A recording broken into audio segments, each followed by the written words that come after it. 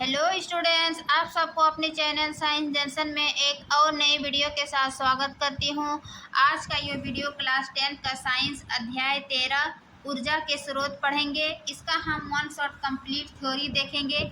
आप चाहे बिहार बोर्ड से हो या फिर आप एनसीईआरटी पढ़ रहे हैं या फिर किसी भी बोर्ड से हैं, तो आपके लिए एनसीईआरटी पढ़ना या फिर आप सिलेबस लगभग 9-10 का साइंस में सेम ही रहता है, ठीक है ना। तो आप किसी भी बोर्ड से हैं तो ये वीडियो आपके लिए काफ़ी इम्पोर्टेंट है। चाहे आप एग्ज़ाम की तैयारी कर रहे हैं कि बीपीएससी टीआरई 4 या फिर आने वाले एस्टेट, तो इन सभी एग्ज़ाम के लिए जो है ये वीडियो काफ़ी इम्पोर्टेंट है, क्योंकि हम जो बुक का यानी एनसीईआरटी का ही हर topic point to point notes तैयार करते हैं और आपको 100% जो है आपको कंटेंट तैयार करते हैं देते हैं, ताकि जो है आपको एक ही वीडियो में आपका सारा कंटेंट मिल जाए, आपको इधर उधर देखने की आवश्यकता ना हो। उसके बाद वन शॉट के बाद हम इसका कंप्लीट प्रश्न उत्तर लेकर आते हैं, चाहे वो अभ्यास का प्रश्न उत्तर हो या फिर अध्याय के बीच बीच जो प्रश्न रहती है ना, उन प्रश्नों को भी लेकर हम आते हैं। ठीक है, तो आप मेरा वीडियो को थ्योरी और प्रश्न उत्तर जरूर देखिए। इससे जो है चैप्टर से रिलेटेड आने वाले एग्ज़ाम में कोई भी प्रश्न जो है वो छूटने की संभावना बहुत ही कम रहती है या फिर ना के बराबर, क्योंकि हम इसका जो इससे जितना भी क्वेश्चन बनता है वो सभी हम नोट्स में जो है वो देखिए पॉइंट टू पॉइंट नोट्स तैयार करते हैं, ताकि जो है आपको समझने में आसानी हो। एनसीईआरटी है ना, इसमें जो है टॉपिक एक ही जगह में सब दे देता है, जो कि समझने में थोड़ा प्रॉब्लम होता है। इसलिए हम अलग अलग एकदम उसका नोट्स यानी कि पॉइंट लेते हैं और उसी को हम अपने नोट्स से समझाने की कोशिश करते हैं, ताकि आप सरल भाषा में समझ पाइए। तो चलिए बिना देरी के शुरू करते हैं। ऊर्जा के स्रोत, ठीक है ना, सोर्स ऑफ एनर्जी। ऊर्जा है क्या? ऊर्जा क्या है? किसी भी कार्य करने की जो क्षमता होती है उसको ऊर्जा कहते हैं। कार्य कहने का सेंस है कि जब भी हम कुछ कार्य करते हैं उस कार्य को करने के लिए जो है हमें एनर्जी की आवश्यकता होती है, हमें ऊर्जा की आवश्यकता होती है। चाहे हम दौड़ते हैं, खाते हैं, पीते हैं, ठीक है ना, तो इन सभी चीज़ को कार्य करने के लिए क्या है, क्षमता को क्या कहेंगे? ऊर्जा कहते हैं। तो कार्य करने की क्षमता को क्या कहेंगे? ऊर्जा कहते हैं, ठीक है। अब ऊर्जा जो है इसको एक रूप से दूसरे रूप में परिवर्तन कर सकते हैं, ठीक है। ऊर्जा के विभिन्न रूप होते हैं तथा ऊर्जा को एक रूप से दूसरे रूप में परिवर्तित किया जा सकता है, ठीक है। जैसे यदि हम मोमबत्ती जलाते हैं तो मोमबत्ती जलने से क्या हो गया? रासायनिक परिवर्तन। वही मोमबत्ती से हमें क्या मिलता है? ऊष्मा मिलती है, प्रकाश मिलती है। तो इस प्रकार का मोमबत्ती जलने से रासायनिक परिवर्तन हुआ, उसमें तथा प्रकाश ऊर्जा परिवर्तन हुआ, है ना। उसमें मिला, प्रकाश ऊर्जा मिला, तो ये क्या हो गया? ऊर्जा जो है मोमबत्ती के अंदर जो ऊर्जा थी यानी रासायनिक ऊर्जा में चेंज हुआ, फिर उसमें ऊर्जा, फिर प्रकाश ऊर्जा। तो इससे यह पता चला कि ऊर्जा को एक रूप से दूसरे रूप में परिवर्तन किया जा सकता है या फिर परिवर्तन होता है, ठीक है ना। अब कहाँ कहाँ ऊर्जा की आवश्यकता होती है, ठीक है ना। हम तो ये समझे कि कार्य करने की क्षमता को ऊर्जा कहते हैं। जो भी हम कार्य करते हैं वो क्या है?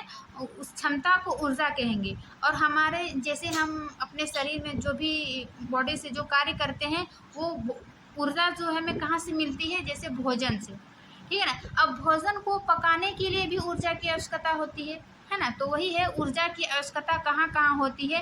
तो खाना बनाने के लिए, प्रकाश उत्पन्न करने के लिए, खाना बनाने के लिए जैसे कोयला यूज़ किए, गैस यूज़ किए, लकड़ी यूज़ किए, ये सब क्या है?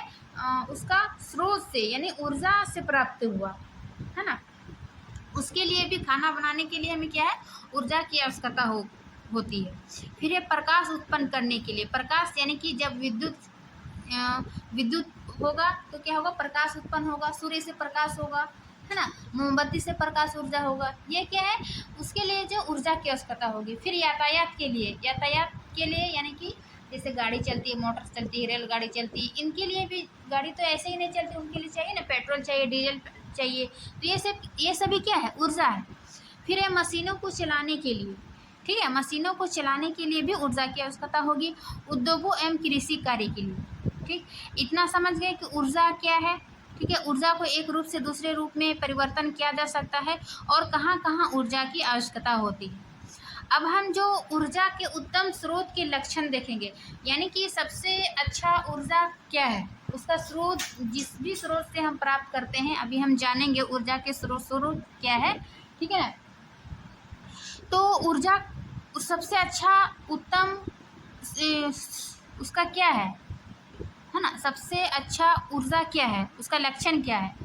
तो इसके लिए पॉइंट याद रखिएगा कि प्रति एकांक द्रव्यमान जो है अधिक कार्य करे, यानी कहने का संशय है जिसका उच्च कैलोरीफिक मान हो।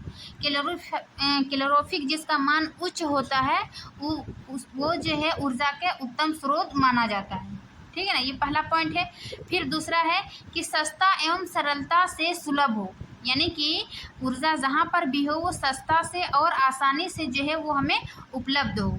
ठीक है ना, तो वही हो जाएगा उत्तम स्रोत। फिर तीसरा पॉइंट है कि भंडारण तथा परिवहन में आसान हो, है ना। उसका सभी पॉइंट देखेंगे ना कि भंडारण, परिवहन, सस्ता, सरलता, ठीक है ना, अधिक कार्य करने की क्षमता। तो इससे जो है, इस लक्षण से हम उत्तम स्रोत को पहचान सकते हैं। जैसे प्रयोग करने में आसान तथा सुरक्षित हो, पर्यावरण को प्रदूषित ना करो, है ना, ना करें। सबसे मेन पॉइंट है कि जो ऊर्जा हम यूज कर रहे हैं वो पर्यावरण को प्रदूषित ना हो। ठीक है ना, और हम आगे देखेंगे कि कौन कौन सी ऊर्जा जो है वो पर्यावरण को प्रदूषित करती है और कौन सी ऊर्जा जो है वो पर्यावरण को प्रदूषित नहीं करती है। तो सबसे पहले हम जानते हैं कि ईंधन, जैसे हम यहाँ बताएं कि ऊर्जा की आवश्यकता कहाँ होती है, खाना बनाने के लिए। तो खाना बनाने के लिए हम क्या करते हैं, ईंधन, है ना। ईंधन मीन्स वह पदार्थ जो जलने पर ऊष्मा तथा प्रकाश देता है, ईंधन कहलाता है। ठीक है ना, यदि हम ईंधन माना कि लकड़ी को जलाएंगे, वो हमें क्या देगा, ऊष्मा देगा और प्रकाश देगा, जिससे कि हम भोजन बनाते हैं, खाना बनाते हैं। ठीक है ना। अब है ईंधन। ईंधन में भी अच्छे ईंधन के गुण, ठीक है ना। हम ऊष्मा के उत्तम स्रोत के लक्षण, उससे गुण पता किए। अब हम ईंधन के अच्छे गुण का देखेंगे। ठीक है ना। अभी जो ऊष्मा में, ऊर्जा में देखें कि उच्च कैलोरीफिक मान हो, उसी तरह ईंधन में भी जो हमें उच्च कैलोरीफिक मान हो। ठीक है ना, ईंधन यानी जो जलने पर प्रकाश और ऊष्मा देती है, जिसका उपयोग हम खाना बनाने के लिए करते हैं, तो वो उच्च कैलोरीफिक माप हो। दूसरा क्या है, अधिक धुआं या हानिकारक गैसें उत्पन्न ना हो, यानी कि जब हम उसको जलाएंगे तो अधिक जो है धुआं उत्पन्न ना हो और हानिकारक गैस उत्पन्न ना हो। ठीक। फिर तीसरा पॉइंट है कि मध्यम ज्वलन ताप होना चाहिए, है ना, ना ही अधिक और ना ही कम, क्या होना चाहिए, मध्यम ज्वलन ताप होना चाहिए अच्छे ईंधन। ठीक है ना। फिर है चौथा, सस्ता वो आसानी से उपलब्ध हो। ठीक है ना, हमें आसपास के वैसा ईंधन देखना चाहिए जो सस्ता एवं आसानी से उपलब्ध हो। फिर है आसानी से जले, है ना, जलना भी आसान हो। फिर है छठा, भंडारण वो परिवहन में आसान। परिवहन मीन्स एक स्थान से दूसरे स्थान में लाने और ले जाने में भी आसानी हो, भंडारण में भी आसान हो। तो ये 6 पॉइंट है कि अच्छे ईंधन के गुण क्या क्या है। ठीक है, ईंधन देख लिए हम, अच्छा ऊर्जा देख लिए। अब हम जानेंगे ऊर्जा के स्रोत क्या है, मीन्स ऊर्जा कहाँ कहाँ से मिलती है, कहाँ कहाँ से प्राप्त होती है। ठीक है, तो मुख्यतः जो है वो ऊर्जा के 2 स्रोत को हम देखते हैं। ठीक, एक है पारंपरिक ऊर्जा और दूसरा है गैर पारंपरिक ऊर्जा। गैर पारंपरिक को वैकल्पिक ऊर्जा भी बोलते हैं। ठीक है ना, पारंपरिक स्रोत और वैकल्पिक स्रोत यानी गैर पारंपरिक स्रोत। अब पारंपरिक स्रोत के अंतर्गत क्या क्या आता है, जैसे कि जीवाश्म ईंधन, तापीय विद्युत संयंत्र, जल विद्युत संयंत्र, जैव मात्रा, बायोमास, जैव मात्रा को बायोमास भी बोलते हैं, और पवन ऊर्जा। ठीक है, जीवाश्म ईंधन में क्या क्या आता है, कोयला और पेट्रोलियम। जीवाश्म ईंधन क्या है, जो लाखों करोड़ों वर्ष पुराना से मतलब यूज करते आ रहे हैं पहले से ही, उसमें वो हो जाएगा पारंपरिक स्रोत। और गैर पारंपरिक में जो है, जो अभी हम लोग फिलहाल पारंपरिक स्रोत से देखें कि इसकी मात्रा जो है सीमित होने से, तब हम इसके गैर पारंपरिक स्रोत का ऊर्जा का यूज करने लगे। ठीक है ना, तो पारंपरिक स्रोत के अंतर्गत ऊर्जा के पारंपरिक स्रोत में हम ये देखेंगे तापीय ऊर्जा, जीवाश्म ऊर्जा, जल विद्युत ऊर्जा, ठीक है, और जैव मात्रा और पवन ऊर्जा। जबकि गैर पारंपरिक स्रोत में हम क्या देखेंगे, सौर ऊर्जा, ठीक है ना। सौर ऊर्जा में सौर कुकर और सौर पैनल, ये क्या है, हाल ही में मतलब इधर फिलहाल ये गैर पारंपरिक स्रोत का विकास हुआ है। समुद्र से ऊर्जा यानी कि समुद्र से ज्वारीय ऊर्जा, तरंग ऊर्जा, महासागरीय ऊर्जा, ठीक है ना। फिर है भूतापीय ऊर्जा यानी कि भूमि से जो ऊर्जा प्राप्त होती है। फिर है नाभिकीय ऊर्जा। तो यही इन्हीं मेन चीज को हम देखेंगे, ऊर्जा के जो स्रोत देखे पारंपरिक और गैर पारंपरिक, इसका हम डिटेल देखेंगे इन सभी चीजों का एक एक करके, ठीक है ना। चैप्टर में भी यही है, ऊर्जा के स्रोत क्या है, पारंपरिक जितना भी है उन्हीं का कहाँ से प्राप्त करते हैं, क्या क्या लाभ है, क्या हानि है, ठीक है। इन सभी चीज को एक एक करके देखते हैं। तो सबसे पहले हम देखेंगे ऊर्जा के पारंपरिक स्रोत में कि क्या है, कि ऊर्जा के वे स्रोत जो जनसाधारण द्वारा वर्षों से, वही बोले ना कि लाखों वर्ष पहले से ही जो प्रयोग किए जाते हैं, ठीक है ना, ऊर्जा के पारंपरिक स्रोत कहलाते हैं। जैसे कि जीवाश्म ईंधन, बायोगैस, तापीय, जल विद्युत, जैव मात्रा, ये सभी क्या है, ऊर्जा के पारंपरिक स्रोत, ठीक है ना, जो जनसाधारण यानी कि मनुष्यों द्वारा पहले से ही प्रयोग में लाए जा रहे हैं, वो क्या है, पारंपरिक स्रोत। फर्स्ट क्या है, जीवाश्म ईंधन। जीवाश्म ईंधन क्या है, जो जीवाश्म से प्राप्त ईंधन, ठीक है ना, जैसे कि कोयला हो गया, पेट्रोलियम हो गया, ये सभी क्या है, जीवाश्म ईंधन है। यानी कि ये लाखों वर्ष पहले जो है जमीन के अंदर दब जाते हैं और फिर उससे जो है काफी समय बाद वो धीरे धीरे क्या होता है, ये ईंधन का में परिवर्तन हो जाता है। जैसे कि कोयला हो गया, पेट्रोलियम हो गया, ठीक है। पेट्रोलियम से पेट्रोल प्राप्त होता है, मोम प्राप्त होता है, ये सभी पेट्रोलियम से होता है, ठीक है ना। डायरेक्ट पेट्रोल प्राप्त नहीं होता है, वो पेट्रोलियम ईंधन से ये सभी पेट्रोल और मोम ये सब निकलती है, ठीक है ना। तो ये जीवाश्म ईंधन के स्रोत था।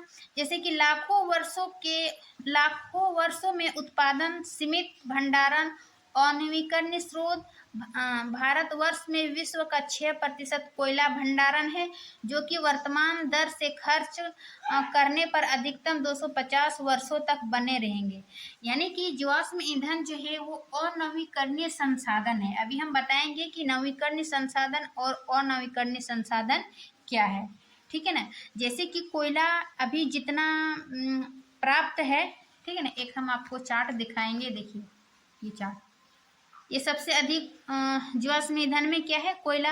ये कोयला की इतनी मात्रा यूज होती है जो कि आने वाले 250 वर्षों में जो है ये कम पड़ जाएंगे, है ना, इतना दिन तक ये यूज हो पाएगा।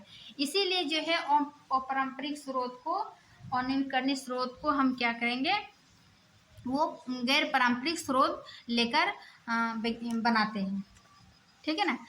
तो समझ गए कोयले के बारे में।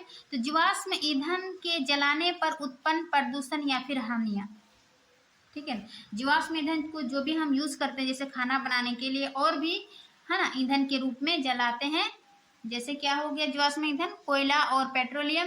तो इसके जलाने से जो है क्या पर्यावरण को प्रदूषण होता है या फिर क्या हानियां होती है, ठीक है ना।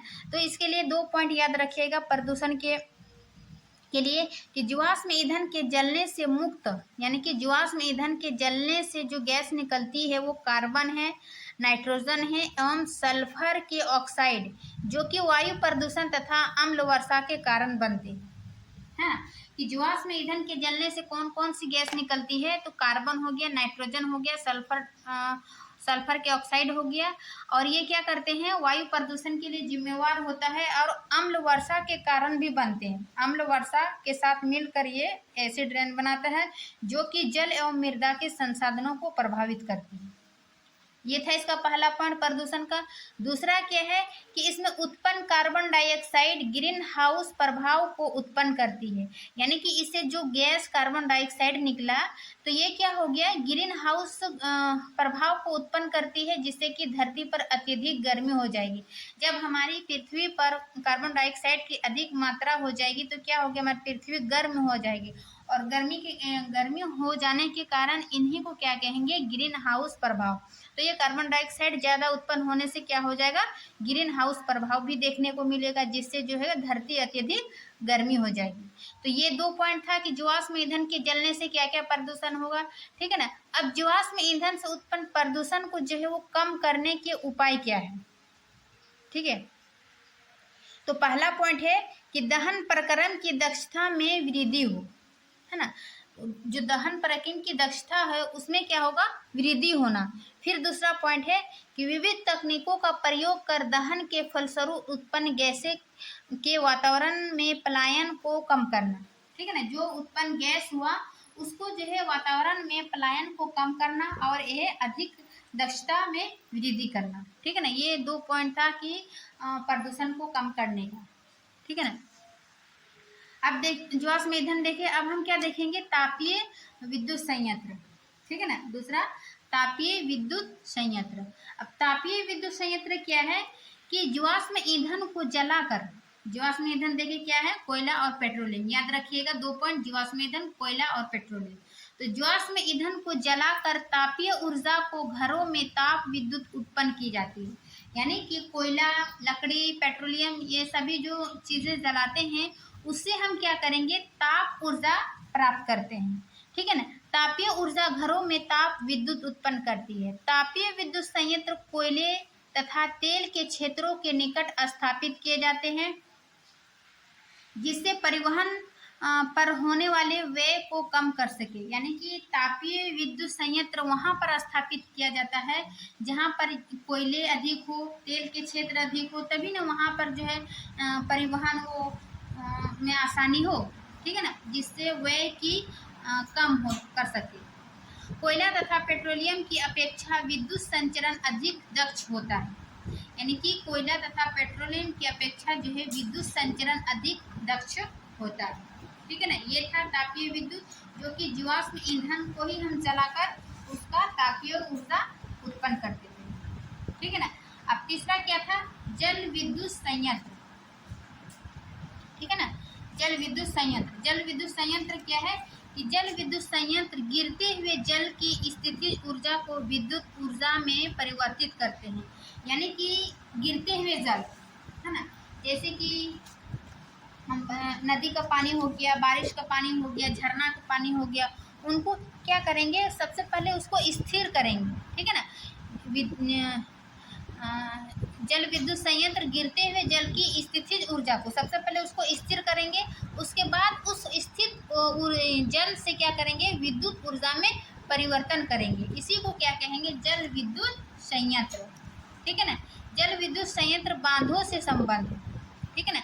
यानी कि जल विद्युत करने के लिए हम क्या करेंगे, उसको बांध के रूप में पहले जल को इकट्ठा करेंगे, उसके बाद एक टरबाइन उसमें लगाते हैं, ठीक है ना। उस टरबाइन के घूमने से जो है वो विद्युत ऊर्जा में चेंज हो जाती है, क्योंकि जल प्रपातों की संख्या बहुत कम है। भारत में ऊर्जा की मांग का 25% की पूर्ति जल विद्युत संयंत्रों से की जाती है। यानी कि भारत में जितनी भी ऊर्जा की आवश्यकता होती है वो लगभग 25% जो है वो जल विद्युत संयंत्र से की जाती है, यानी कि जल विद्युत से पूरा हो जाती है, ठीक है ना। अब इसका लाभ और हानियां देखेंगे कि जल विद्युत संयंत्र का क्या लाभ है। ये क्या करती है कि पर्यावरण को कोई हानि नहीं होती है ना। जल विद्युत संयंत्र से क्या होता है, पर्यावरण को कोई हानि नहीं होती है। दूसरा पॉइंट है कि जल विद्युत ऊर्जा एक नवीकरणीय ऊर्जा स्रोत है। नवीकरणीय ऊर्जा और नवीकरणीय ऊर्जा वे ऊर्जा होती है जिसको कि हम पुनः प्राप्त कर सकते हैं, ठीक है ना। जैसे कि जल से जो है वो बिजली बार बार, जैसे बारिश होगी, नदी का पानी, झरने का पानी, वो क्या होगा, पानी तो कभी कम नहीं होगा, ठीक है ना, बारिश से। तो इस पानी को इकट्ठा करके हम क्या करेंगे, उसको विद्युत उत्पन्न कर सकते हैं। इसीलिए क्या है, नवीकरणीय स्रोत, उसको रीयूज कर सकते हैं, पुनः प्राप्त कर सकते हैं, ठीक है ना। बांधों के निर्माण से बाढ़ रोकना तथा सिंचाई करना सुलभ, ये बाढ़ से संबंधित था जल विद्युत संयंत्र। अब इसका हानियां क्या क्या है वो भी देखेंगे। जैसे कि बांधों के निर्माण से कृषि योग्य भूमि तथा मानव आवास डूबने के कारण नष्ट हो जाते हैं, है ना। हम देखते हैं आसपास यदि कहीं पर गड्ढा होता है, उसमें जल जमा होता है, तो क्या होता है कि पशु जो भी आसपास के जानवर क्या बोलते हैं आसपास रहते हैं, तो उसमें डूबकर जो है मरने की या फिर कष्ट होने की संभावना होती है। तो ये एक हानियाँ हो गया। फिर दूसरा है पारिस्थितिक तंत्र जो है वो नष्ट हो जाती है। तीसरा क्या है, पेड़ पौधे वनस्पति का जल में डूबने से अवायवीय परिस्थितियों में सड़ने से मीथेन गैस का उत्पादन होना, जो कि ग्रीन हाउस गैस है। यानी कि ग्रीन हाउस गैस के लिए जिम्मेवार कौन कौन सी गैस है, कार्बन डाइऑक्साइड है, मीथेन है, ठीक है ना। तो यदि जल में कुछ डूबने से, है ना, वनस्पति के जल में डूबने से वो क्या होगा, अधिक दिनों तक रहने से वो जल क्या होगा, वो सड़ने लगता है, जिससे कि मीथेन गैस का रिलीज होना शुरू हो जाता है। ये भी इसका हानि हो गया। चौथा है विस्थापित लोगों के संतोषजनक पुनर्वास की समस्या। यानी कि विस्थापित लोगों के संतोषजनक पुनर्वास, जो वहाँ से विस्थापित हो गया उसको जो है वो संतोषजनक पुनर्वास की समस्या होगा। यानी कि उससे आसपास जो उससे महक होगा, दुर्गंध होगा, तो वहाँ आसपास रहने वाले को भी तकलीफ होगी, समस्या होगी, है ना। तो इस प्रकार के जल विद्युत संयंत्र के कुछ लाभ को देख सकते हैं और हम कुछ हानियाँ को देख सकते हैं, ठीक है ना। इसके लिए देखिए फिगर से समझिए कि जल विद्युत संयंत्र क्या है। देखिए ये नदी का पानी, इसमें क्या है कि एक टर्म, इसको सबसे पहले टरबाइन की मदद से इसको एक ऊपर मतलब जल स्तर से ऊपर बांध बनाया जाता है, ठीक है ना।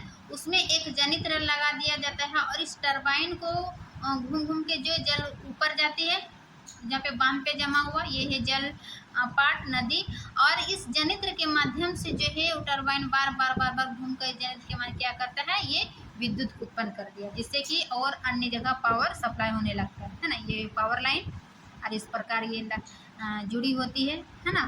बांध, जनित, टरबाइन, नदी की एक दूसरे से, ठीक है ना। तो ये जल विद्युत संयंत्र को फिगर के माध्यम से भी समझ सकते हैं, ठीक है ना। अब तीसरा था जैव मात्रा, ठीक है ना। जैव मात्रा जैसे कि ऊर्जा के पारंपरिक स्रोतों के उपयोग के लिए प्रौद्योगिकी में सुधार। उद्योग के स्तर में क्या क्या सुधार हुआ है ऊर्जा के पारंपरिक स्रोत में, ठीक है ना। दूसरा देखिए, पहला देखें जीवाश्म ईंधन, दूसरा देखें तापीय विद्युत संयंत्र, तीसरा जल विद्युत संयंत्र, आप चौथा देखेंगे जैव मात्रा जिसको बायोमास कहते हैं, ठीक है ना। ये जीव मात्रा क्या है कि जीव जंतु या फिर पेड़ पौधे क्या होता है, जमीन के अंदर सड़ गड़ के वो क्या बनाता है, एक प्रकार के खाद भी बनता है और उससे जो है वो गैस उत्पन्न भी होता है, जिसको बायोगैस बोलता है, ठीक है ना।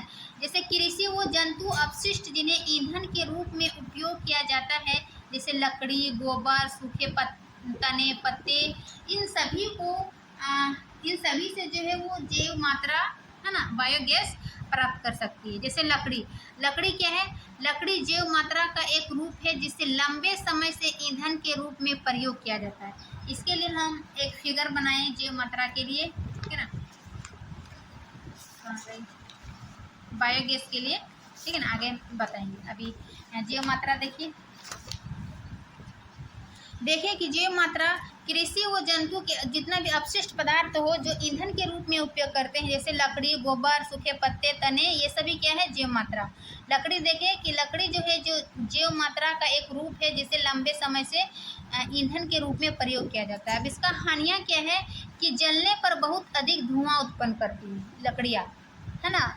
जैव मात्रा भी जो भी लकड़ी हो, गोबर है, इसके जलने से बहुत अधिक धुआं उत्पन्न होती है और अधिक ऊष्मा ना देना।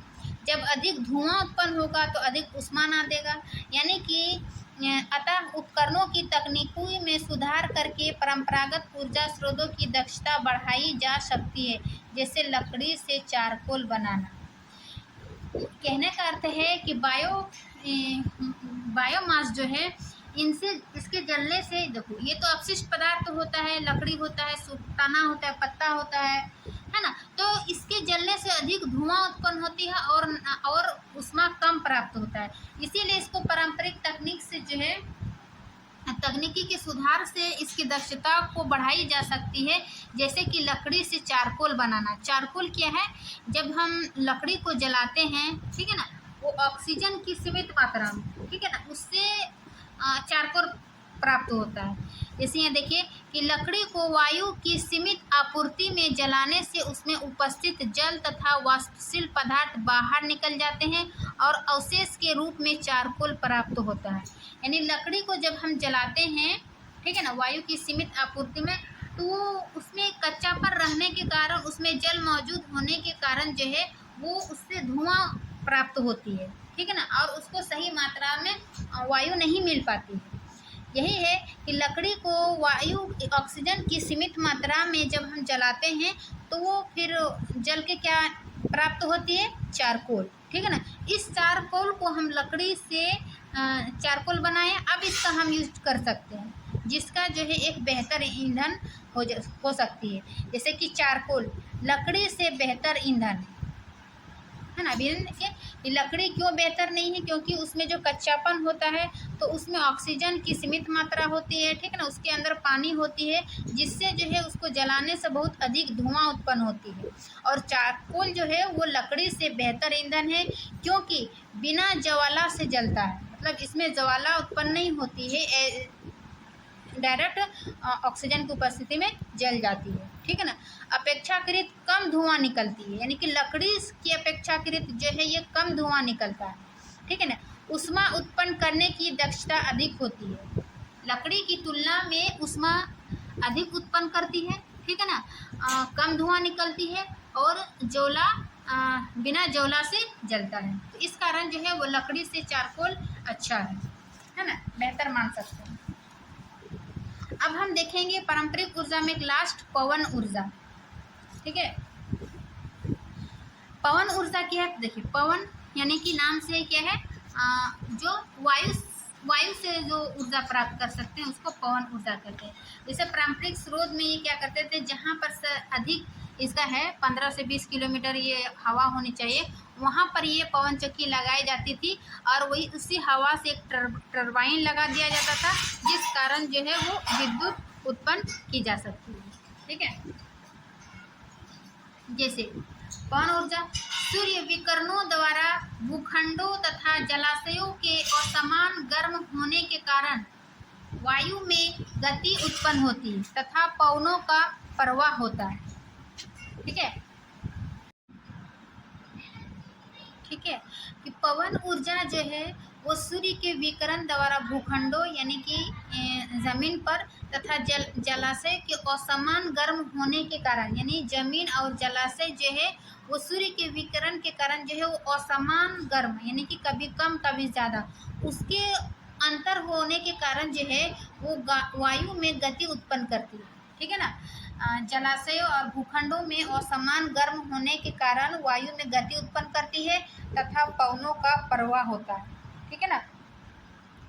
गति उत्पन्न होती है और जिस कारण पवनों का प्रवाह होता है।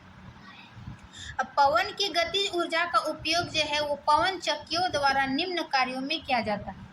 हम देखें कि पवन ऊर्जा की जो गतिज ऊर्जा है उसका उपयोग हम कहाँ करते हैं, पवन चक्कियों में। और पवन चक्कियों में क्या कार्य के लिए करते हैं, तो नंबर 1 है कि जल को कुआं से खींचने में, ठीक है ना। पहले कुआं में जो है वो पवन चक्कियों का यूज़ किया जाता है कुओं के जल को खींचने में। फिर दूसरा है अनाज चक्कियों के चलाने में।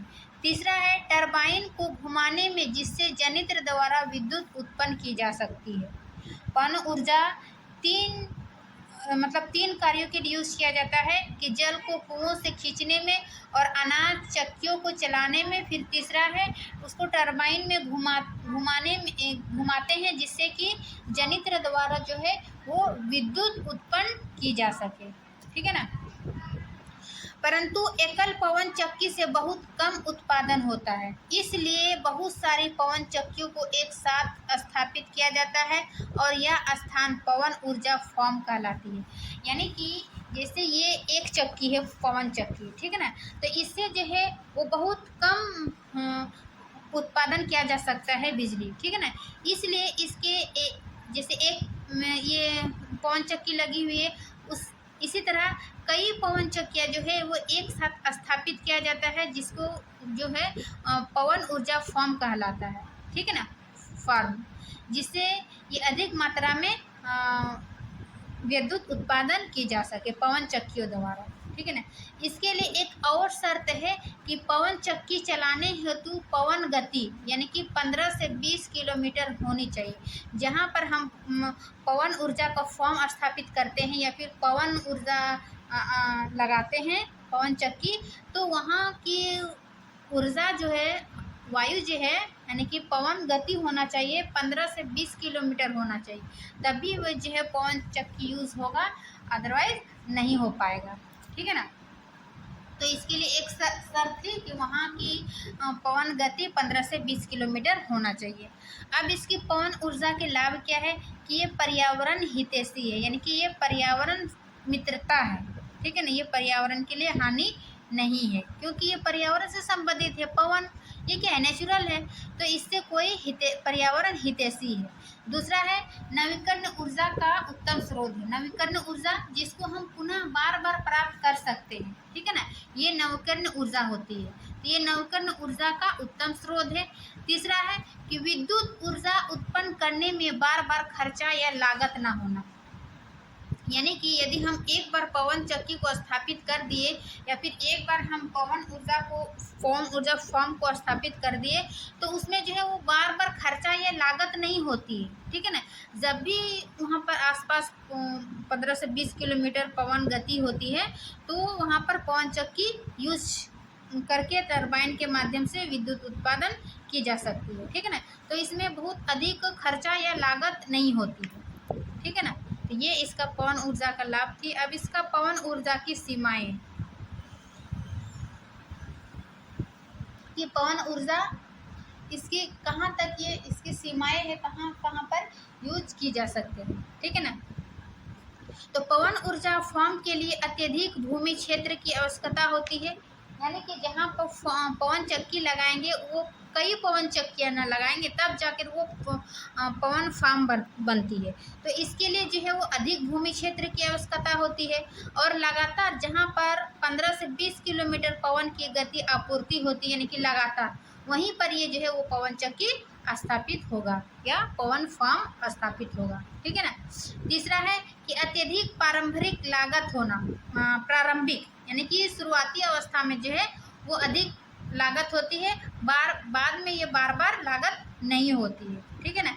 चौथा है कि पवन चक्की की ब्लेड्स की प्रबंधन लागत अधिक होना, है ना। इसका जो ब्लेड्स है ना पवन चक्की की, इसकी लागत जो है वो अधिक होती है, ठीक है।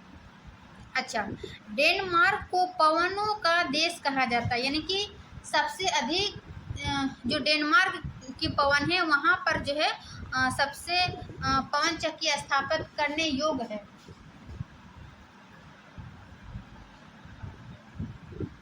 है ना, पवन चक्की या फिर पवन फार्म। इसीलिए डेनमार्क को जो है वो पवनों का देश कहते हैं, ठीक है। फिर है भारत का पवन, ठीक है। डेनमार्क को क्या कहते हैं, डेनमार्क को पवनों का देश कहते हैं, जबकि भारत जो है वो पवन ऊर्जा द्वारा विद्युत उत्पादन करने में 5वां स्थान है, पवन ऊर्जा के विद्युत उत्पादन करने में स्थान, ठीक है ना, 5वां स्थान। फिर है तमिलनाडु में कन्याकुमारी के निकट भारत का विशालतम पवन ऊर्जा फार्म स्थापित किया गया है, जो 380 मेगावाट विद्युत उत्पादन करती है। यानी कि भारत में तमिलनाडु में कन्याकुमारी के निकट भारत के विशालतम एक ऊर्जा फार्म स्थापित किया है, जिसमें कि 380 मेगावाट विद्युत उत्पादन करता है। और इस प्रकार जो है वो पवन ऊर्जा भारत में 5वां स्थान है विद्युत उत्पादन करने में, और डेनमार्क को पवनों का देश कहते हैं, ठीक है ना। तो पवन ऊर्जा का हमने लाभ देखा, पवन ऊर्जा की सीमाएं देखें और पवन ऊर्जा, ठीक है। अब हम देखेंगे गोबर के उबले, है ना। गोबर के उबले यानी कि गोबर के उबले से जो ऊर्जा प्राप्त होती है, जिसमें जैव मात्रा में यूज करते हैं, खाना बनाने में ईंधन के रूप में यूज करते हैं, है ना। तो जैव मात्रा का एक रूप, परंतु क्या है, गोबर के उबले जैव मात्रा का एक रूप है, परंतु ईंधन के रूप में प्रयोग करने में कई हानियां हैं। जैसे मतलब इसको ईंधन के रूप में यूज करते हैं, लेकिन ये गोबर के उबले जो हैं ईंधन के रूप में यूज करते हैं तो उसकी कई हानियां हैं। जैसे कि ये बहुत अधिक धुआं उत्पन्न करना। गोबर के उबले जो है ये क्या होता है, ये बहुत अधिक धुआं उत्पन्न करता है, ठीक है ना। और दूसरा है ये पूरी तरह दहन ना होने के कारण राख का बनना। ये मतलब इसका पूर्ण दहन नहीं हो पाता है, ठीक है ना, जिस कारण इसका राख बनता है, ठीक है ना। परंतु तकनीकी सहायता से गोबर का उपयोग गोबर गैस संयंत्र में होने पर वह एक सस्ता व उत्तम ईंधन बन जाता है। देख, गोबर के उबले को हम ऐसे डायरेक्ट यूज़ करते थे तो क्या होता था, उससे जो है वो धुआं बहुत अधिक उत्पन्न होता था, जिस कारण जो है पूर्ण तरीका से ये दहन नहीं हो पाती थी, जिस कारण इसका राख बनता था, ठीक है ना। लेकिन आधुनिक तकनीक के वजह से जो है हम उन्हीं गोबर की सहायता से हम गोबर संयंत्र से क्या करेंगे, एक सस्ता और उत्तम ईंधन बनता है। कैसे, आइए जानते हैं। बायोगैस, जिसको हम बोलते हैं बायोगैस या गोबर गैस, ठीक है ना।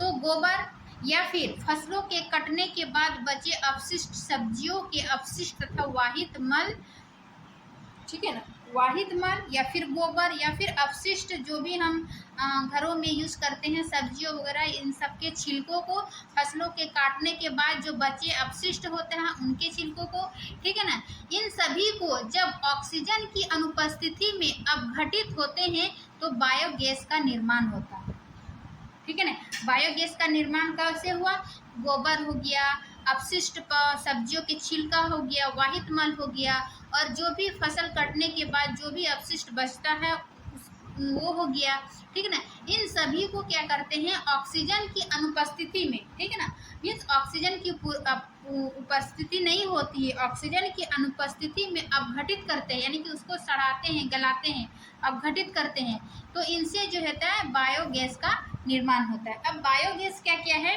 अपघटन के बाद, यानी कि जब ये सभी अपघटित हो जाता है उसके बाद मीथेन बनती है ना, मीथेन, कार्बन डाइऑक्साइड, हाइड्रोजन तथा हाइड्रोजन सल्फाइड जैसी गैस उत्पन्न होती है। लेकिन इनमें से सबसे अधिक जो है वो 75% मीथेन गैस रिलीज होती है, ठीक है। अब जैव गैस को संपाचित्र के ऊपर बनी टंकी में संचित किया जाता है, जिसे पाइपों द्वारा उपयोग के लिए निकाला जाता है। यानी कि इसको किस प्रकार गोबर से गैस निकालते हैं और इसको फिर खाद के रूप में यूज करते हैं। जैसे इसमें एक वर्ड है करदम। करदम किसको बोलते हैं, जब गोबर और पानी को मिलाते हैं, ठीक है ना, उसमें से कुछ मिट्टी व अपशिष्ट बचे हुए सब्जियों की छिलका हो गया, वाहित मल हो गया, इन सभी को क्या करते हैं, एक टंकी में मिलाते हैं, ठीक है ना। उसके बाद उसको कुछ दिनों के लिए अपघटित होने के लिए छोड़ देते हैं, ठीक है ना। और एक गैस टंकी के माध्यम से इससे जो उत्पन्न गैस होती है वो निकाले जाती है, जो भी गैस है, मीथेन, कार्बन डाइऑक्साइड, हाइड्रोजन तथा हाइड्रोजन सल्फाइड, ठीक है ना। इसके माध्यम से गैस निकाल दिया जाता है और फिर जो बचा है अपशिष्ट, इसको खाद के रूप में यूज करते हैं। इस प्रकार ये बायोगैस को हम देखें कि गोबर के उबले है या फिर जीव जंतु है ना, गोबर है, अपशिष्ट पदार्थ है, अपशिष्ट सब्जियां है, वाहित मल है, इन सभी जो है एक सस्ता और उत्तम ईंधन बना जा सकता है, ठीक है ना। तो ये संपाचित्र है, ठीक है ना, कि कैसे बनाते हैं, क्या क्या इसका प्रोसेस है। तो ये बायोगैस हो गया। अब बायोगैस के लाभ जानते हैं कि बायोगैस के क्या क्या लाभ है, कि जैव गैस जो है वो एक उत्तम ईंधन हो गया है ना, क्योंकि इसमें 75% जो है वो मीथेन गैस होती है। अभी हम बताएं कि methane, carbon dioxide, hydrogen gas होती है, इनमें से सबसे अधिक जो है 75% मीथेन गैस होती है, इसीलिए यह जो है उत्तम ईंधन के रूप में माने जाती है ये बायोगैस, ठीक है ना। इसमें धुआं उत्पन्न किए बिना जलती है, ये धुआं उत्पन्न नहीं करती है, ठीक है, धुआं उत्पन्न किए बिना ये बायोगैस जलती है। फिर तीसरा, जलने के बाद कोयला तथा लकड़ी की भांति राख जैसा अपशिष्ट शेष नहीं बचता। अभी हम देखें कि गोबर के जो उबले होते हैं वो पूरी तरह दहन नहीं होने के कारण वो उससे राख बन रहा था, लेकिन ये बायोगैस जो है कोयला तथा लकड़ी की भांति राख जैसा अपशिष्ट शेष नहीं बनता है। ठीक है ना। अब फिर है चौथा, तापन क्षमता का उच्च होना। इसकी तापन क्षमता यानी कि बायोगैस का तापन क्षमता भी जो है वो उच्च होती है। ठीक है ना। बायोगैस का प्रयोग प्रकाश के स्रोत के रूप में किया जाता है, यानी कि बायोगैस का यूज प्रकाश के स्रोत के रूप में भी किया जाता है। फिर है छठा कि संयंत्र में शेष बची स्लरी में नाइट्रोजन तथा फास्फोरस प्रचुर मात्रा में होते हैं, जो कि उत्तम खाद के रूप में काम आती है। यानी कि जो भी गैस इससे निकलती है वो गैस तो हम बायोगैस के रूप में यूज कर लिए, बाकी जो इसमें बचता है इसमें नाइट्रोजन और फास्फोरस प्रचुर मात्रा में होती है, जिसको हम खाद के रूप में यूज करते हैं। ठीक है ना। फिर है सत्ता है कि अपशिष्ट पदार्थों के निपटारे का सुरक्षित उपाय, यानी कि ये जो भी हम अपशिष्ट पदार्थों के क्या किए, ऑक्सीजन की अनुपस्थिति में किए, उसका भी निपटारा हो गया, है ना। इस प्रकार बायोगैस का हम कई लाभ और उसकी देखें। ठीक है ना। सस्ता और एक उत्तम गैस के रूप में। ठीक। अब हम सभी जितने भी पारंपरिक गैस थे, चाहे वो जीवाश्म ईंधन था, तापीय विद्युत संयंत्र था, जल विद्युत संयंत्र, जैव मात्रा यानी कि बायोगैस और पवन ऊर्जा, ये सभी क्या था,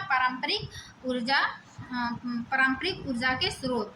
अब हम देखेंगे गैर पारंपरिक ऊर्जा के स्रोत, जिसको बोलते हैं वैकल्पिक स्रोत। ठीक है ना।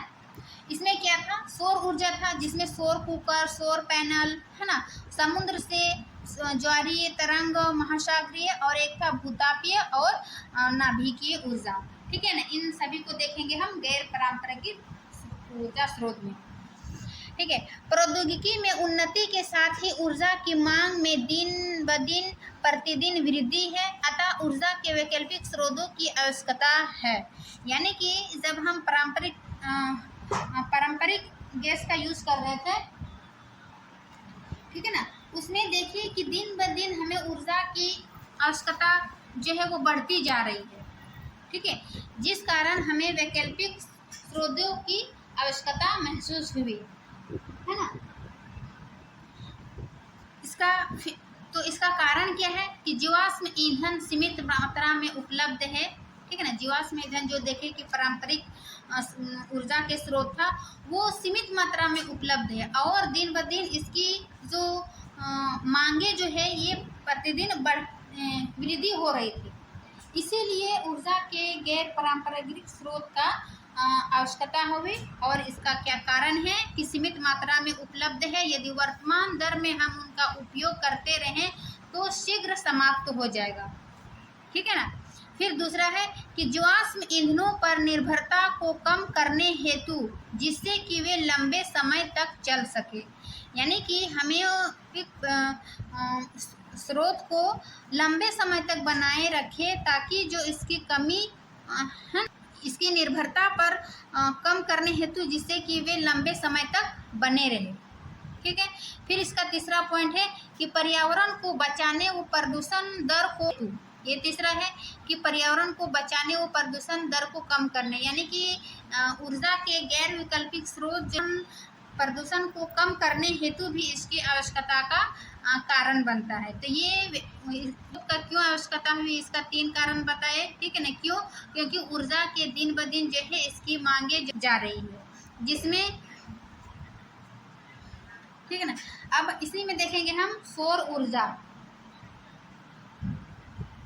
सौर ऊर्जा में क्या देखें, सौर कुकर और सौर पैनल। ठीक है। क्या है, सौर ऊर्जा का स्रोत है।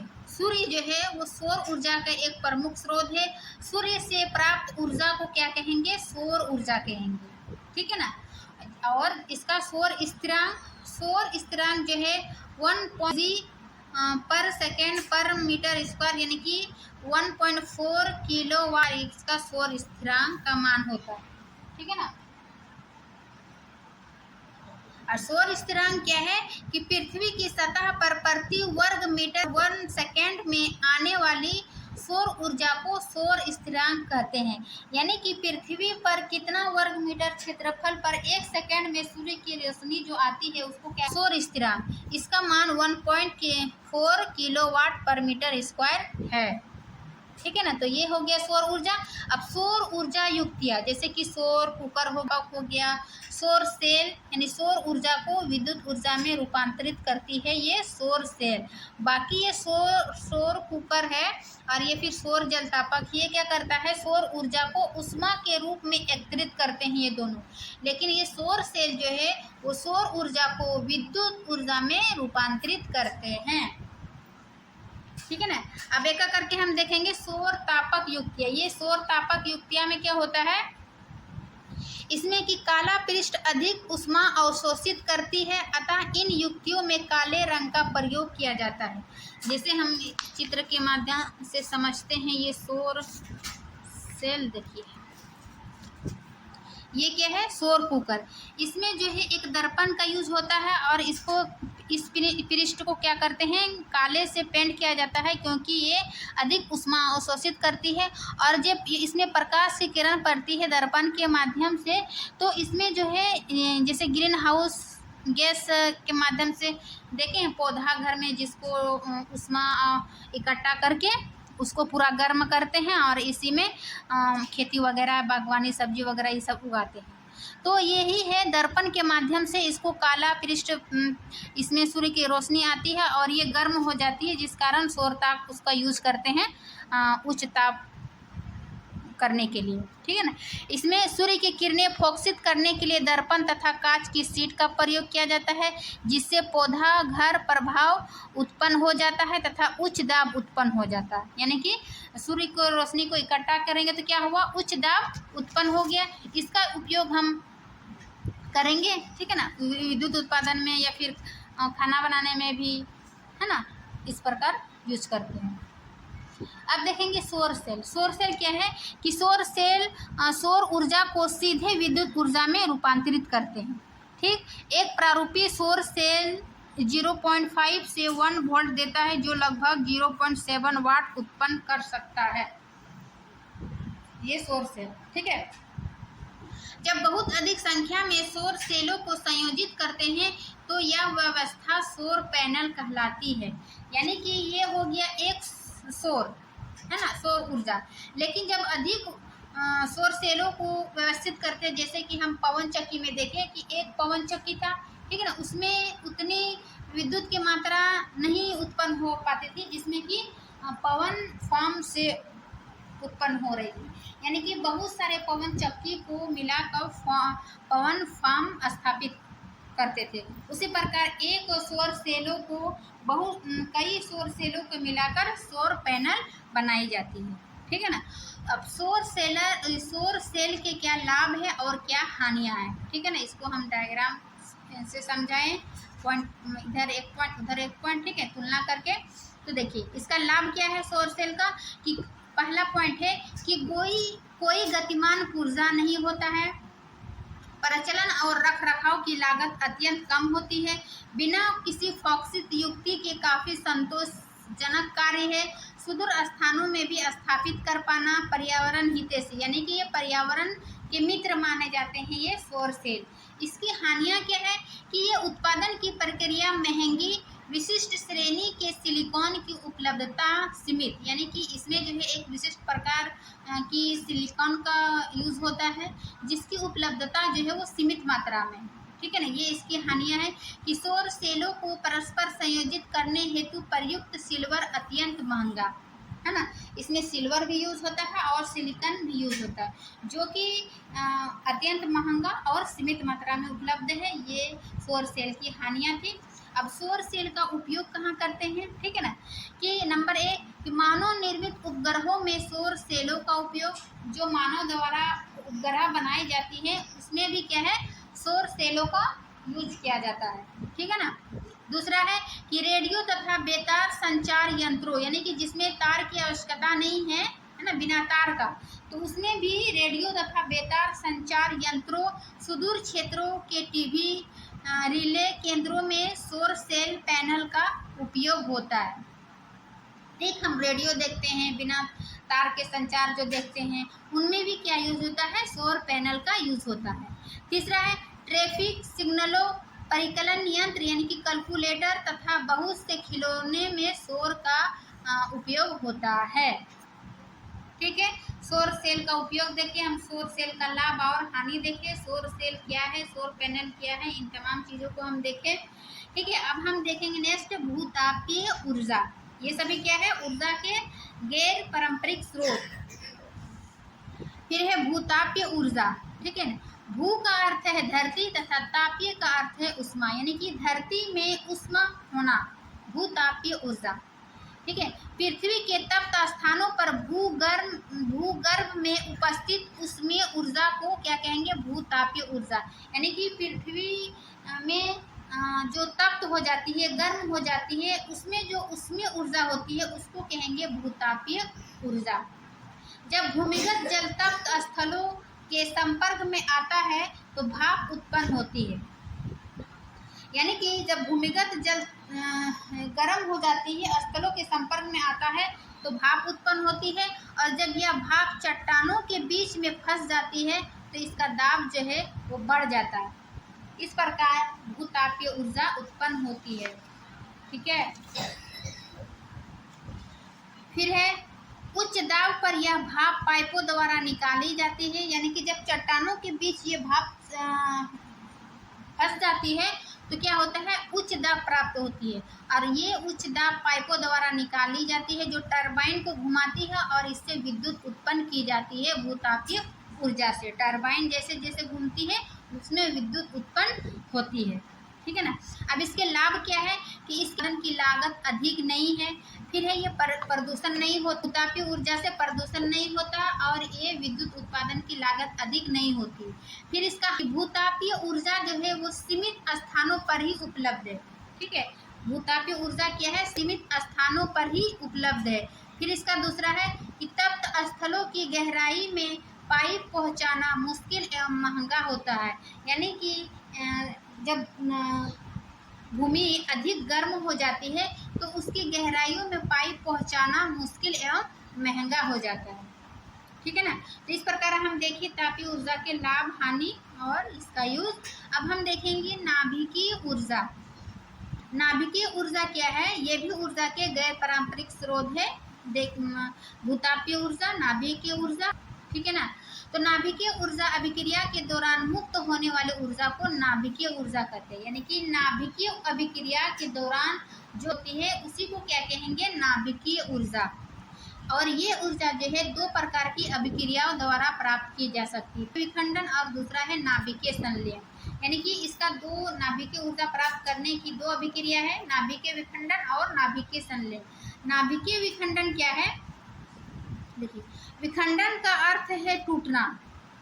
ठीक है, विखंडन का अर्थ क्या है, टूटना। तो जब नाभिकीय विखंडन वह प्रक्रिया है जिसमें भारी परमाणु जैसे कि यूरेनियम हो गया, प्लूटोनियम हो गया, थोरियम हो गया, ये सब क्या है, भारी परमाणु। तो जब भारी परमाणु के नाभिक को निम्न ऊर्जा न्यूट्रॉन से बमबारी कराकर हल्के नाभिक में तोड़ा जाता है तो इसको क्या कहेंगे, नाभिकीय विखंडन। ठीक है ना, विखंडन में टूटना। जब भारी परमाणु को हल्के निम्न ऊर्जा के नाभिक में तोड़ा जाता है ना, तो उसे कहेंगे नाभिकीय विखंडन। इस प्रक्रिया को विशाल मात्रा में ऊर्जा मुक्त करती है। यानी कि इस क्रिया को करने में, इसको तोड़ने में जो है अधिक मात्रा में ऊर्जा मुक्त होती है, ऊर्जा रिलीज होती है। ठीक है, यूरेनियम 235 का प्रयोग छड़ों के रूप में नाभिकीय संयंत्रों में ईंधन की तरह होती है। अब नाभिकीय विद्युत संयंत्र जो है वो कहाँ कहाँ लगी है, वहाँ वो भी थोड़ा सा जान लीजिए। जैसे तारापुर महाराष्ट्र में क्या है, नाभिकीय विद्युत संयंत्र। फिर है दूसरा राणा प्रताप सागर जो राजस्थान में है, कलपक्कम तमिलनाडु में है, नरोरा यूपी में है, काकरापार गुजरात में है, केगा कर्नाटक में। इन 6 स्थानों में जो है वो नाभिकीय संयंत्र लगा हुआ है। ठीक है ना। नाभिकीय विखंडन देखिए। अब नाभिकीय संलयन, यानी कि नाभिकीय विद्युत संयंत्र लगा हुआ है इन 6 स्थानों में। ठीक है। नाभिकीय संलयन, संलयन में क्या होता है, संलयन जैसे विखंडन मीन्स क्या था, टूटना, संलयन मीन्स क्या होगा, जोड़ना, ठीक है ना। संलयन मीन्स हो जाएगा जोड़ना, विखंडन मीन्स टूटना। तो इसमें क्या होता है कि दो हल्के नाभिक, जैसे कि हाइड्रोजन हो गया, ये क्या है, हल्के नाभिक। तो दो हल्के नाभिकों जैसे हाइड्रोजन को जोड़कर एक भारी नाभिक जैसे कि हीलियम, ठीक है ना।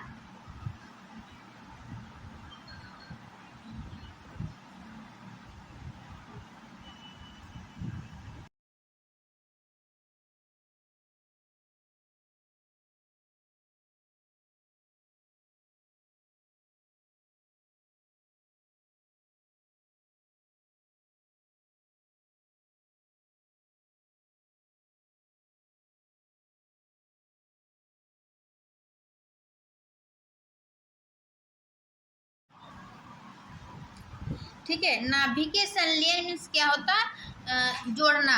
तो इसमें किसको जोड़ते हैं कि दो हल्के नाभिकों जैसे कि हाइड्रोजन, ठीक है ना, दो हल्के नाभिकों को जोड़कर एक भारी मात्रा में ऊर्जा उत्पन्न करते हैं, ठीक है ना। एक भारी नाभिक बनाते हैं जैसे कि हीलियम बनाना, जिसमें भारी मात्रा में ऊर्जा उत्पन्न हो, उसको कहेंगे नाभिकीय संलयन।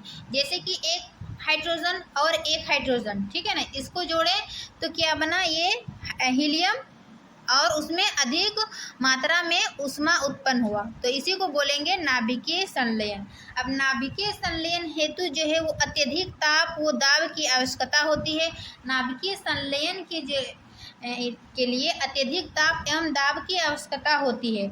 इसलिए सूर्य तथा अन्य तारों की विशाल ऊर्जा का स्रोत जो है वो नाभिकीय संलयन है। यानी कि जो भी सूर्य तथा अन्य तारों की जो इससे विशाल ऊर्जा का स्रोत ये क्या है, नाभिकीय संलयन के कारण जो है वो सूर्य से हमें ऊर्जा और ऊष्मा मिलती है, ठीक है। हाइड्रोजन बम भी नाभिकीय संलयन अभिक्रिया पर आधारित है, यानी कि जिसको हाइड्रोजन बम बोलते हैं वो भी जो है वो नाभिकीय संलयन अभिक्रिया पर आधारित होता है, ये हाइड्रोजन बम। अब नाभिकीय संलयन का लाभ और हानि देखेंगे। यानी फर्स्ट लाभ क्या है कि नाभिकीय ईंधन की अल्प मात्रा के विखंडन से सूर्य की अत्यधिक मात्रा विखंडन से ऊर्जा की अत्यधिक मात्रा मुक्त होती है। यानी कि नाभिकीय ईंधन की जो है कि अल्प मात्रा कि विखंडन से ही ऊर्जा अत्यधिक मात्रा में रिलीज होती है। दूसरा क्या है कि कार्बन डाइऑक्साइड जैसे ग्रीन हाउस गैसें उत्पन्न नहीं होती है। इसमें नाभिकीय संलयन में ये कोई उत्पन्न कार्बन डाइऑक्साइड जैसे कोई ग्रीन हाउस उत्पन्न नहीं होती है, ठीक है ना, ये इसका लाभ है। अब इसका हानियाँ क्या है कि नाभिकीय विद्युत शक्ति संयंत्रों के प्रतिष्ठापन की अत्यधिक लागत है। यानी नाभिकीय संलयन नाभिकीय विद्युत शक्ति संयंत्रों के लिए ये अत्यधिक लागत है, अधिक लागत है, ये इसका हानियाँ है। फिर है नाभिकीय विकिरण के रिसाव का डर बना रहता है। तीसरा है नाभिकीय अपशिष्टों के समुचित भंडारण तथा निपटारा ना होने की अवस्था में पर्यावरण संदूषण का खतरा रहता है। चौथा है यूरेनियम की सीमित उपलब्धता, यानी कि यूरेनियम की जो है वो सीमित मात्रा हमारे पर्यावरण में उपलब्ध है। जो नाभिकीय संलयन और नाभिकीय विखंडन इसका सीमित मात्रा उपलब्ध है, हाँ, ये इसकी हानियाँ है। अब ये पर्यावरण विषयक सरोकार, यानी कि पर्यावरण से जो है वो कौन सी ऊर्जा कैसे हम प्राप्त कर सकते हैं, क्या क्या इसकी परेशानियां हैं। जैसे किसी भी प्रकार की ऊर्जा का अधिक प्रयोग करने से वातावरण पर बुरा प्रभाव पड़ता है, ठीक है। हाँ, कोई भी ऊर्जा का अधिक यूज़ करेगी तो उसका क्या होगा, अत्यधिक प्रभाव पड़ेगा। इसीलिए जितना आवश्यकता है उतना ही हमें यूज़ करना चाहिए। लेकिन यहाँ मनुष्य का आँख भरता ही नहीं, पेट भर जाता है लेकिन आँख नहीं भरता है उसी अनुसार। अतः हमें ऐसे ऊर्जा स्रोत का ध्यान रखना चाहिए जिससे ऊर्जा प्राप्त करने में सरलता हो। यानी कि हमें ऐसे ऊर्जा का चूज़ करना चाहिए जो कि ऊर्जा प्राप्त करने में सरलता हो तथा सस्ता हो, प्रदूषण मुक्त हो तथा कई दूसरे स्रोत की अपेक्षा अधिक स्वच्छ हो, है ना, और साथ ही वो पर्यावरण नवीकरणीय स्रोत हो, नवीकरणीय, ठीक है ना, जिसको हम बार बार यूज कर सकते हैं। अब एक रह गया था ऊर्जा, समुद्री ऊर्जा। ये ऊर्जा स्रोत के जब हम पारंपरिक है ना, पारंपरिक ऊर्जा स्रोत में देखिए जीवाश्म ईंधन, तापीय विद्युत संयंत्र, जल विद्युत संयंत्र, बायोगैस, पवन ऊर्जा। और गैर पारंपरिक में देखिए सौर ऊर्जा, ठीक है, भूतापीय ऊर्जा, नाभिकीय ऊर्जा। एक रह गया समुद्र से ऊर्जा। समुद्र से ऊर्जा 3 प्रकार की ऊर्जा निकलती है। ये है ज्वारीय ऊर्जा, तरंग ऊर्जा, ठीक है ना, और एक है महासागरीय तापीय ऊर्जा।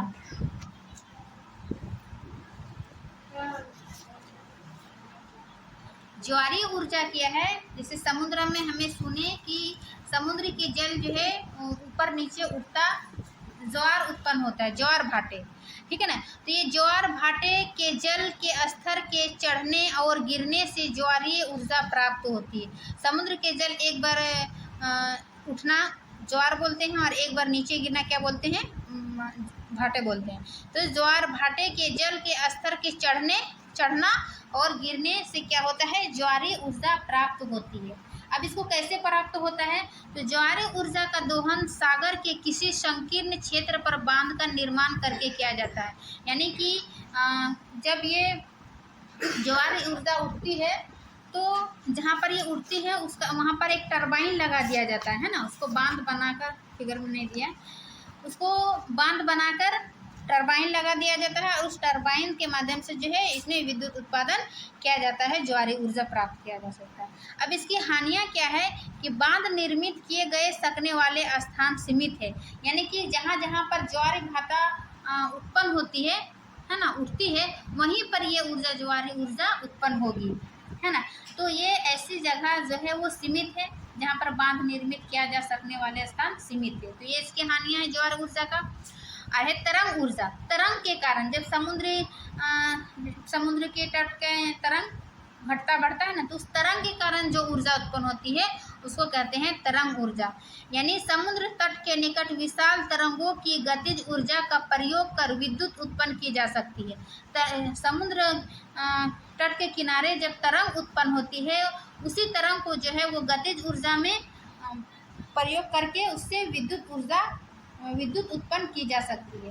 तरंग ऊर्जा से टरबाइन को घुमाकर, वही जहाँ पर तरंग उत्पन्न होता है वहीं पर टरबाइन लगा दिया जाता है और उससे जो है विद्युत उत्पन्न करने के लिए उपयोग होता है। अब इसका हानियाँ क्या है तरंग ऊर्जा का, कि तरंग ऊर्जा का व्यवहारिक उपयोग वहीं संभव है जहाँ तरंग अत्यंत प्रबल हो, यानी कि जहाँ पर तरंग अत्यधिक मजबूती से यानी कि अत्यधिक प्रबल हो, जहाँ पर वहीं पर ये तरंग ऊर्जा उत्पन्न की जा सकती है। वहाँ पर टरबाइन लगा दिया जाता है जिस कारण उसमें उसको विद्युत उत्पन्न करने में सहायक है। तीसरा है महासागरीय तापीय ऊर्जा, ठीक है ना। महासागरीय ताप, ये ताप में अंतर के कारण ये महासागरीय तापीय ऊर्जा उत्पन्न होती है। जैसे ताप में अंतर का उपयोग क्या है कि पृष्ठ जल और गहराई जल, ठीक है ना। पृष्ठ जल के ऊपर ये पृष्ठ जल और जल की गहराई, इन दोनों में ताप के जितना अंतर होता है उस ताप अंतर के कारण महासागरीय ताप ऊर्जा उत्पन्न होती है, ठीक है ना। तो सागरीय तापीय ऊर्जा रूपांतरित विद्युत संयंत्र, जिसको OTCE बोलते हैं। OTCE क्या बोलते हैं, इसका फुल फॉर्म है ओशियन थर्मल एनर्जी कन्वर्सन, ठीक है ना। तो ये OTCE में ऊर्जा प्राप्त करने के लिए किया जाता है। यहाँ पर जहाँ पर thermal energy use, ocean thermal energy conversion होता है, वहीं पर ये महासागरीय तापीय ऊर्जा का यूज होता है, ठीक है ना। इसमें क्या है कि पृष्ठ के तप्त जल बोला अभी, ये पृष्ठ तल और ये गहराई, इन दोनों के बीच ये ताप के अंतर के कारण ये महासागरीय ताप की ऊर्जा उत्पन्न होती है। उसी में क्या है कि पृष्ठ के जल तप्त, जितना भी तप्त जल का उपयोग क्या करते हैं, अमोनिया को उबालने में किया जाता है। द्रवों की वाष्प जनित्र के टरबाइन को घुमाकर विद्युत उत्पन्न करती है ना। सभी में एक टरबाइन लगा दिया जाता है जिस कारण टरबाइन घूमने के कारण जो है वे विद्युत उत्पन्न होती है। फिर इसका हानियाँ है कि महासागरीय तापीय ऊर्जा का दक्षतापूर्ण व्यवहारिक दहन अत्यंत कठिन है, मतलब इसका व्यवहारिक दहन जो है वो अत्यंत कठिन है। इस प्रकार ऊर्जा का स्रोत जो हम देखे पारंपरिक और गैर पारंपरिक, है ना, पारंपरिक और गैर पारंपरिक स्रोत। एक है ऊर्जा स्रोत में अभी हम बार बार बोल रहे थे कि नवीकरणीय और अनवीकरणीय, ठीक है ना। इसका दो स्रोत है, नवीकरणीय और अनवीकरणीय। नवीकरणीय क्या होता है कि ऊर्जा के वे स्रोत, ठीक है ना, जिनका पुनर्जनन हो सकता है तथा ये लंबे समय तक समाप्त नहीं होते हैं, जैसे कि पवन ऊर्जा, जल ऊर्जा, ये सभी क्या है, नवीकरणीय ऊर्जा, जिसको हम लंबे समय तक यूज कर सकते हैं, ठीक है ना। और अनवीकरणीय स्रोत क्या है, वे स्रोत जो किसी न किसी दिन समाप्त हो जाएंगे, जैसे जीवाश्म ईंधन हो गया। जीवाश्म ईंधन में क्या था, कोयला, पेट्रोलियम ईंधन, कोयला, पेट्रोलियम, ये सभी क्या है, अनवीकरणीय स्रोत ऊर्जा के। इसीलिए ये नवीकरणीय, ये समाप्त हो जाएंगे, इसीलिए जो है वो नवीकरणीय स्रोत ऊर्जा का आवश्यकता होगी। इसका कारण भी बताए हम कि नवीकरणीय स्रोत की आवश्यकता क्यों हुई, जिसको गैर वैकल्पिक, गैर पारंपरिक स्रोत बोलते हैं, ठीक है ना। तो इसके अंतर्गत हो जाएगा पवन ऊर्जा, जल ऊर्जा। तो ये ऊर्जा के स्रोत के आधार पर दो वर्गों में बांटे, नवीकरणीय और अनवीकरणीय, और एक था पारंपरिक और गैर पारंपरिक। इसके अंतर्गत पारंपरिक स्रोत में क्या क्या आया, इन्हीं सब चीज के बारे में हम बताएं। तापीय ऊर्जा, जल ऊर्जा, जैव मात्रा, पवन ऊर्जा, बायोगैस, और इसमें महासागरीय समुद्र से ऊर्जा, ज्वारी ऊर्जा, तरंग ऊर्जा, महासागरीय ऊर्जा, भूतापीय ऊर्जा, नाभिकीय ऊर्जा। तो आशा करती हूँ कि ऊर्जा के स्रोत ये अच्छे से आपको समझ में आ गया होगा, ठीक है ना। ये टोटल कंप्लीट थ्योरी था। इसके नेक्स्ट पार्ट में हम इसका कंप्लीट प्रश्न उत्तर लेकर आएंगे। तो आशा करती हूँ कि ये वीडियो अच्छी लगी होगी। अच्छी लगी तो लाइक एंड सब्सक्राइब ज़रूर करिए, ठीक है। और यदि इससे पिछले चैप्टर को नहीं पढ़े हैं, यानी कि अध्याय 12 तक हम इसका complete theory NCERT class science का थ्योरी प्लस इसका प्रश्न उत्तर करवा चुके हैं। जिसने नहीं देखे हैं वो चैनल पर प्लेलिस्ट बना हुआ है, आप वहां पे जाके देख सकते हैं। इसी के साथ अपना वीडियो समाप्त करती हूँ। अच्छी लगी तो लाइक एंड सब्सक्राइब ज़रूर कीजिए। मिलते हैं नेक्स्ट क्लास में, तब तक के लिए थैंक यू।